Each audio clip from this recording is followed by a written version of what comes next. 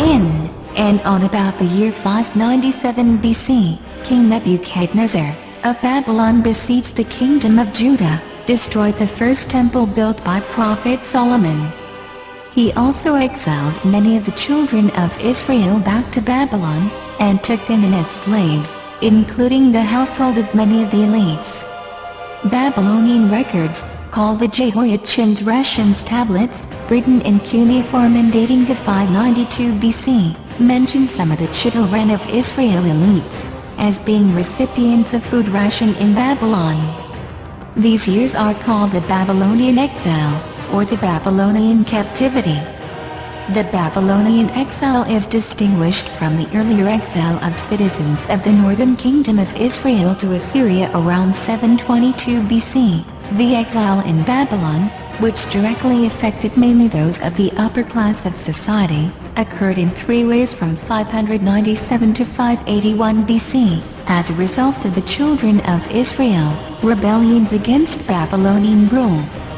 Many of the exiles' elite, finding themselves in comfortable circumstances, assimilated into Babylonian society in ways that concerned the pious among them.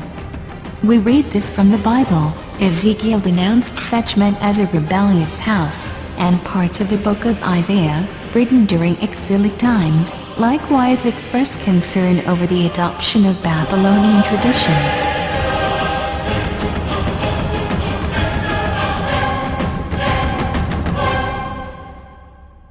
So what were these traditions that were learned by the children of Israel? يعلمون الناس السحر وما أنزل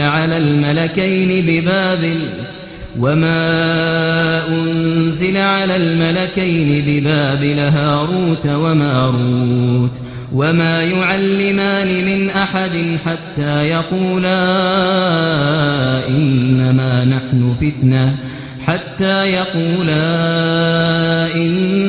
نحن فتنة فلا تكفر.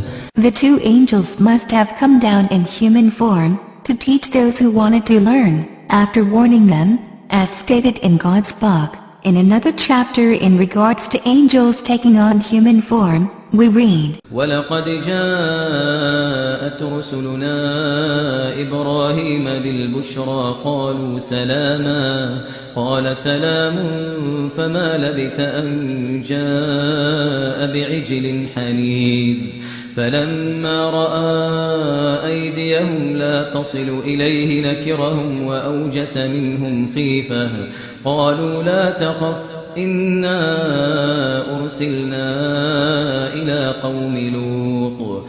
Black magic is performed when a human magician communicates with the jinn and demands something, and in return, the jinn demands something from the human magician, like disbelief in God, to drink blood, a sacrifice, or to be worshipped, etc. We read from God's book. وَأَنَّهُ كَانَ رِجَالٌ مِّنَ الْإِنسِ يَعُوذُونَ بِرِجَالٍ مِّنَ الْجِنِّ فَزَادُوهُمْ رَهَقًا. The jinn did not only teach some of the children of Israel the magical arts, once they had found out how to contact the jinn, by the two angels, although they were forewarned, it would equate to disbelief in God, and it was only a mere test of their faith.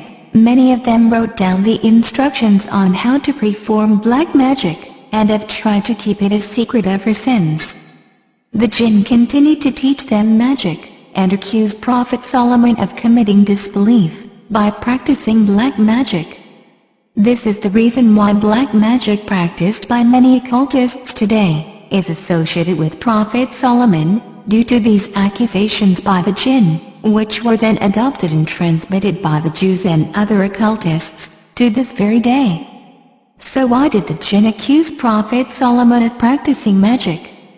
Because Prophet Solomon had power over the jinn, he enslaved them as a punishment for their evil doings. We read from the book of God. وَلَقَدْ فَتَنَّا سُلَيْمَانَ وَأَلْقَيْنَا عَلَى كُرْسِيِّهِ جَسَدًا ثُمَّ أَنَابَ قَالَ رَبِّ اغْفِرْ لِي وَهَبْ لِي مُلْكًا لَا يَنبَغِي لِأَحَدٍ مِّن بَعْدِي إنك أنت الوهاب فسخرنا له الريح تجري بأمره رخاء حيث أصاب والشياطين كل بناء وغواص وآخرين مقرنين في الأصفاد هذا عطاؤنا فامنن أو أمسك بغير حساب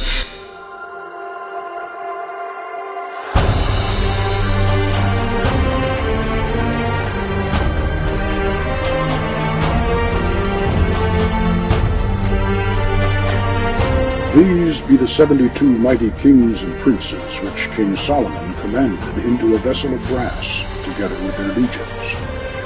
And it is to be noted that Solomon did this because of their pride. And when he had thus bound them up and sealed the vessel, he, by divine power, did hurl them into the depths of the lake in Babylon.